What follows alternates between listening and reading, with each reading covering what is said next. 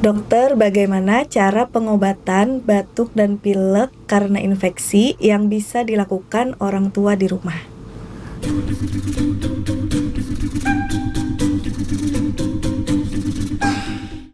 Ya, jadi yang bisa dilakukan oleh orang tua di rumah adalah memastikan jumlah cairan yang diminum oleh anak cukup, kemudian intake kalori dari makanan juga cukup, dan juga menjaga hygiene. Kemudian jika diperlukan dan keluarga ragu, dapat dibawa berobat ke dokter. Untuk jika dicurigai suatu infeksi bakteri, mungkin dokter akan memberikan antibiotik jika diperlukan. Dan jika gejala batuk dan pilek sangat mengganggu, itu juga bisa diberikan obat batuk atau obat pilek sesuai dengan anjuran dokter. Baik, terima kasih dokter.